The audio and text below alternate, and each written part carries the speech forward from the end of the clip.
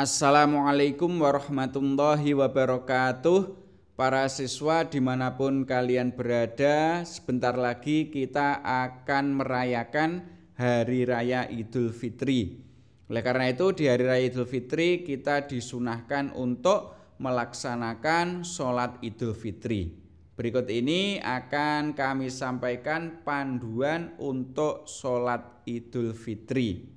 Nah, panduan sholat Idul Fitri ini nanti akan membahas tentang kesunahan-kesunahan yang bisa kita lakukan dan juga tata cara sholat Id atau tata cara sholat Idul Fitri. Oke ya, langsung saja kita memasuki materinya tentang Idul Fitri. Idul Fitri itu merupakan hari raya umat Islam. Jadi salah satu hari raya umat Islam namanya adalah Hari Raya Idul Fitri. Kemudian Hari Raya Idul Fitri ini jatuh pada tanggal 1 Syawal. Jadi setiap tahun, setiap tanggal 1 Syawal kita merayakan Hari Raya Idul Fitri. Berikutnya, pada Hari Raya Idul Fitri ini kita disunahkan untuk melaksanakan sholat Id atau melaksanakan sholat Idul Fitri. Lalu bagaimana cara kita melaksanakan sholat Idul Fitri itu? Nah, sebelum kita melaksanakan sholat Idul Fitri, kita harus tahu tata caranya. Sholat Idul Fitri itu merupakan sholat yang dikerjakan di pagi hari raya Idul Fitri. Jadi sholat Idul Fitri ini dilaksanakannya di pagi hari. Kemudian untuk jumlah rakaatnya itu ada 2 rakaat.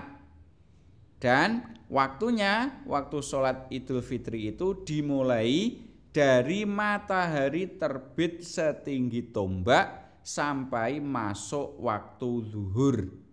Nah, waktu ini sama dengan waktu kita melaksanakan sholat duha itu. Jadi waktunya sama dengan waktu sholat duha untuk sholat Idul Fitri. Jadi waktunya ya lumayan panjang ya.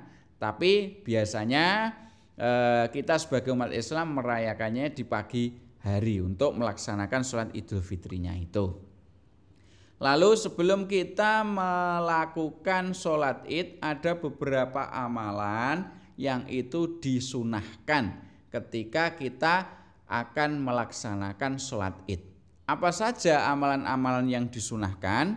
Yang pertama, kita disunahkan untuk melafalkan takbir atau dikenal dengan takbiran.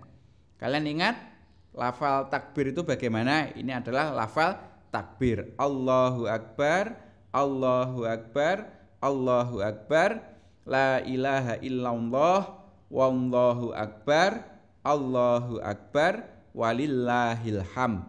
Ini adalah lafal takbir yang umum yang dibaca berulang-ulang sampai masuk waktu sholat Idul Fitri. Berikutnya setelah takbiran, amalan yang kedua yang disunahkan lagi adalah mandi. Ya, tentunya mandi di sini bukan mandi biasa, yaitu dengan cara meratakan air ke seluruh tubuh alias mandi dengan keramas. Ya, jadi airnya itu diguyurkan ke seluruh tubuh, semua tubuh basah. Itu namanya mandi yang dimaksud di sini.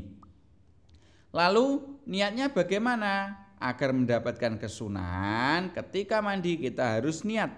Niatnya adalah nawaitul husla liyaumi Idul Fitri sunnatan lillahi ta'ala. Itu kalau niat dalam bahasa Arab.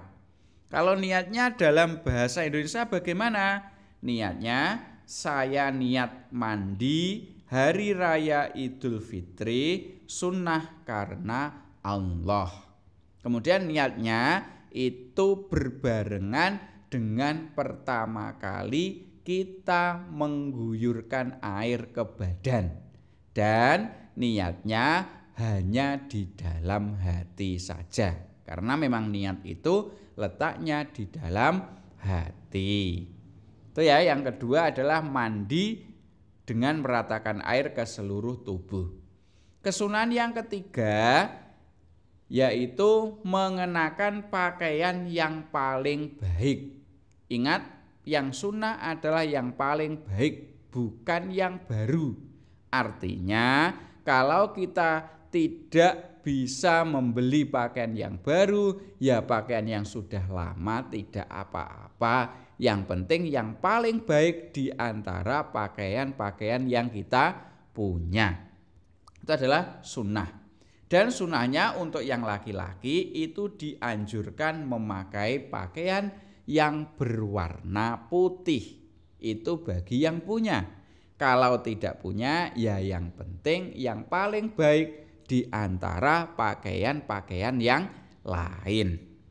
Berikutnya, agar lebih khusyuk lagi, kita memakai pakaian yang tanpa tulisan. Jadi diusahakan ketika kita memakai pakaian pada sholat Idul Fitri itu yang tidak ada tulisannya, alias pakaian yang polosan. Ya, jangan sampai ada tulisannya, karena kalau ada tulisannya nanti bisa mengganggu kekhusyukan kita atau orang lain dalam melaksanakan sholat Idul Fitri. Kemudian amalan sunnah yang nomor 4 adalah memakai wangi-wangian. Memakai wangi-wangian di sini tentunya ya yang biasa saja wanginya, jangan sampai yang mencolok. Ya, wangi-wangian yang biasa artinya jangan sampai menimbulkan bau yang tidak sedap. Ya, itu disunahkan memakai wangi-wangian. Berikutnya amalan sunnah lagi yang nomor 5 adalah makan pagi sebelum sholat Idul Fitri. Ini berbanding terbalik dengan sholat Idul Adha. Kalau sholat Idul Adha itu disunahkan tidak makan dulu. Tapi kalau sholat Idul Fitri itu disunahkan makan dulu sebelum kita melaksanakan sholat Idul Fitri. Kenapa kok seperti itu? Karena ketika kita makan dulu sebelum sholat Idul Fitri, itu menandakan bahwa kita tidak melaksanakan puasa Ramadan. Karena memang di hari raya Idul Fitri kita diharamkan untuk berpuasa. Jadi tanggal 1 Syawal itu kita tidak boleh berpuasa. Puasa apapun tidak boleh di tanggal 1 Syawal. Kemudian amalan berikutnya setelah makan pagi sebelum sholat Idul Fitri, yang keenam adalah berangkat dan pulangnya itu melalui jalan yang berbeda. Ya, diusahakan jalannya itu berbeda ketika kita berangkat sholat Idul Fitri dan pulang Idul Fitri. Misalnya kita berangkat sholat Idul Fitri itu lewat jalan utara, maka pulangnya kita lewat jalan yang selatan. Itu misal ya, contoh.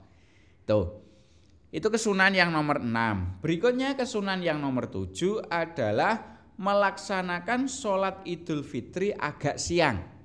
Nah, ini juga berbeda dengan sholat Idul Adha. Kalau sholat Idul Adha itu melaksanakannya agak pagi. Kenapa kok sholat Idul Fitri itu agak siang? Dikarenakan ini memberi kesempatan kaum muslimin yang belum membayarkan zakat fitrah untuk membayar zakat fitrah. Karena batasan zakat fitrah itu adalah sampai sholat Idul Fitri. Jadi kalau sudah sholat Idul Fitri, sudah tidak boleh lagi membayar zakat fitrah. Makanya sholat Idul Fitrinya diagak siangkan agar pada pagi harinya yang belum sempat membayar zakat fitrah itu bisa segera membayar zakat fitrah. Itu alasan kenapa sholat Idul Fitrinya agak siang sedikit. Itu adalah beberapa kesunahan. Kemudian bagaimana tata cara sholat Id? Nah, ini silakan disimak baik-baik tata cara sholat Idul Fitri. Yang pertama yaitu sholat dimulai dengan niat. Ini jelas. Kalian sudah bisa niat sholat Idul Fitri? Mungkin ada yang belum ya. Kalau belum, ini adalah niat sholat Idul Fitri. Usolli sunnatan Idul Fitri rok'ataini makmuman lillahi ta'ala. Artinya apa? Artinya adalah aku niat sholat sunnah Idul Fitri 2 rakaat makmum karena Allah. Tentunya niat itu di dalam hati dan niatnya berbarengan dengan takbiratul ihram, sama seperti sholat biasa itu. Itu yang pertama. Setelah niat berbarengan dengan takbiratul ihram, yang kedua yaitu takbiratul ihram itu sendiri disertai dengan mengangkat kedua tangan. Jadi ya seperti takbiratul ihram seperti sholat-sholat biasa itu. Lafal takbiratul ihram bagaimana? Ini lafalnya Allahu Akbar sambil tangannya diangkat. Artinya Allahu Akbar itu adalah Allah Maha Besar. Sesudah mengangkat tangan dan melakukan takbiratul ihram, kemudian sedekap. Nah, setelah sedekap, kemudian membaca takbir 7 kali selain takbiratul ihram. Nah, setelah sedekap maka takbir lagi sebanyak 7 kali. Nah, di sela-sela takbir yang 7 kali itu membaca subhanallah walhamdulillah wala ilaha illallah wallahu akbar. Itu. Jadi misalnya kita takbiratul ihram ya, Allahu Akbar. Kemudian takbir lagi, Allahu Akbar. Setelah itu membaca subhanallahi walhamdulillahi wala ilaha illallah wallahu akbar. Takbir lagi, Allahu Akbar. Membaca subhanallahi walhamdulillahi wala ilaha illallah wallahu akbar. Takbir lagi sebanyak 7 kali untuk rakaat yang pertama. Bisa ya yang ini, karena ini beda. Ya, beda dengan sholat biasa. Kalau sudah takbir 7 kali dengan di sela-selani membaca subhanallah dan seterusnya itu tadi, maka selanjutnya yaitu sholat seperti biasa pada rakaat pertama. Berarti ya membaca kabirau, kemudian membaca surat Al-Fatihah, surat pendek, ruku', iktidal, sujud, duduk di antara 2 sujud, sujud lagi, kemudian berdiri untuk melaksanakan rakaat yang kedua.